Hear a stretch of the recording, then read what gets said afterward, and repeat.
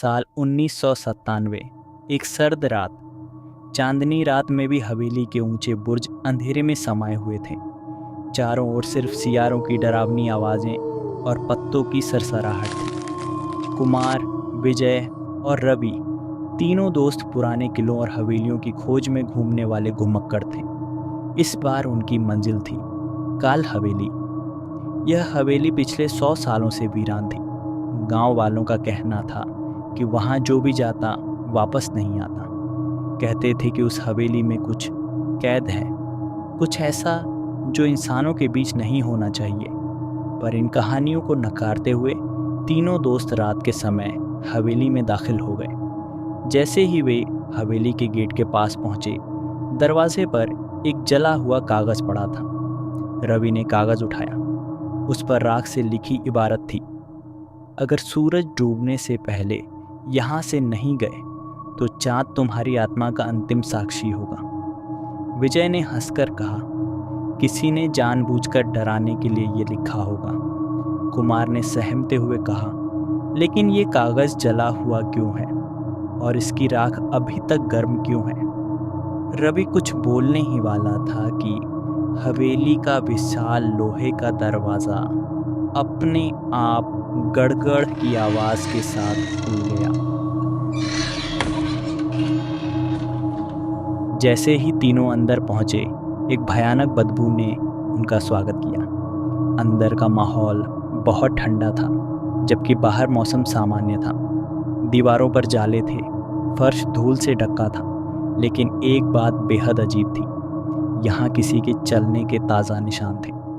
कुमार ने धीरे से कहा, अगर यह जगह 100 सालों से वीरान है तो यहाँ किसी के पैरों के निशान क्यों हैं? रवि ने टॉर्च आगे बढ़ाई। तभी उन्हें सामने एक पुराना शीशा दिखा। शीशे पर धूल जमी थी, लेकिन उसमें हल्की रोशनी के बीच तीनों के प्रतिबिंब दिखाई दे रहे थे। पर तभी रवि की सांसें थम गईं। शीशे में 3 नहीं 4 प्रतिबिंब थे। चौथा इंसान उन तीनों के ठीक पीछे खड़ा था, मगर जब उन्होंने पलटकर देखा, वहाँ कोई नहीं था। विजय कांपते हुए बोला, यहाँ कोई और भी है।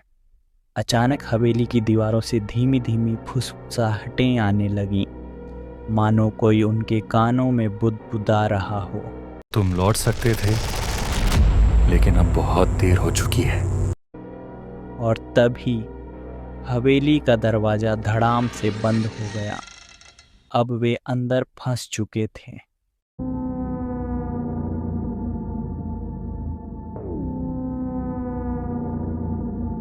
हवेली का अंधकार दरवाजा धड़ाम से बंद होते ही तीनों की सांसें रुक गईं। हवेली के अंदर अब सिर्फ उनकी धड़कनों की गूंज थी। हवा इतनी ठंडी हो चुकी थी कि उनकी सांसें भी धुएं की तरह दिख रही थीं। रवि ने कांपते हुए कहा, हमें यहाँ से निकलना होगा। विजय ने अपनी टॉर्च चारों ओर घुमाई, लेकिन कुछ भी नजर नहीं आ रहा था। सिर्फ जाले, धूल और वो पुराने चित्र जिनमें लगे लोगों की आंखें अब ज्यादा चमकदार लग रही थीं। ये जगह जिंदा लग रही है, कुमार ने धीरे से कहा। तभी हवेली के किसी कोने से एक भारी कद की आवाज़ गूंजने लगी। आवाज़ धीमी थी, लेकिन लगातार पास आती जा रही थी। वह जो दीवारों में कैद था, तीनों जड़ हो गए। रवि ने कांपते हाथों से टॉर्च आवाज़ की दिशा में घुमाई। वहाँ दीवार के बीचों बीच एक दरवाज़ा था, लेकिन यह दरवाज़ा पहले वहाँ नहीं था। दरवाजे पर कुछ लिखा था, अगर यह दरवाज़ा खुल गया तो काल फिर लौटेगा। कुमार ने धीरे से कहा, काल? क्या यह किसी व्यक्ति का नाम है? विजय ने थूक निगलते हुए कहा, या फिर खुद मौत का। तभी दरवाजे पर किसी ने भीतर से जोर से खटखटाया। रवि ने डर से पीछे हटते हुए कहा, चलो भागते हैं। लेकिन तभी एक ठंडी हवा चली और किसी ने उसके कंधे पर हाथ रखा। रवि की आंखें फटी की फटी रह गईं। उसके ठीक पीछे एक काली परछाई खड़ी थी, लंबी दुबली, लेकिन उसका चेहरा नहीं था, सिर्फ अंधेरा था। परछाई ने धीरे से कानों में फुसफुसाया, अब तुम भाग नहीं सकते।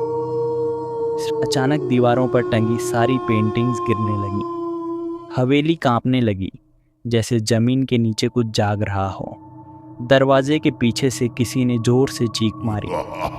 विजय ने डर के मारे जमीन पर पड़ी एक जलती हुई मशाल उठाई और उस दरवाजे की ओर फेंक दी। जैसे ही मशाल दरवाजे से टकराई, अंदर से भारी दहाड़ सुनाई दी। पूरी हवेली आग के गोले में बदल गई।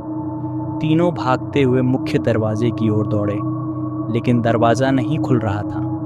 कुमार जोर से चिल्लाया, हमें यहाँ से बाहर निकलना होगा। तभी अचानक हवेली की छत फट गई और आसमान में एक विशाल काला चेहरा उभरा। उसकी आंखें अंगारों की तरह जल रही थी। उसने एक गहरी, डरावनी आवाज़ में कहा, तुमने मुझे जगाया है, अब मृत्यु तुम्हारा भाग्य है। समाप्ति आग चारों ओर फैल चुकी थी। हवा में राख और चीखें घुल चुकी थीं। विजय ने आंखें बंद करके जोर से चिल्लाया, हमारा इससे कोई लेना देना नहीं, हमें जाने दो। अचानक सब कुछ शांत हो गया और फिर तीनों ने खुद को हवेली के बाहर पाया। सुबह की पहली किरण पड़ रही थी। हवेली अब भी वहीं थी, जैसे वहाँ कभी कुछ हुआ ही नहीं था। रवि ने हाँफते हुए पूछा, क्या हमने सब सपना देखा था? कुमार ने धीरे से हवेली की ओर देखा। दरवाजे के ऊपर अब एक नया संदेश लिखा था। काल वापस चला गया, लेकिन वह सोया नहीं है। अगली रात फिर कोई उसे जगाएगा और फिर कोई नहीं बचेगा। तीनों ने एक दूसरे को देखा और बिना कुछ कहे गांव की ओर भाग गए। काल हवेली का श्राप अभी भी जीवित था और किसी न किसी दिन यह फिर लौटेगा।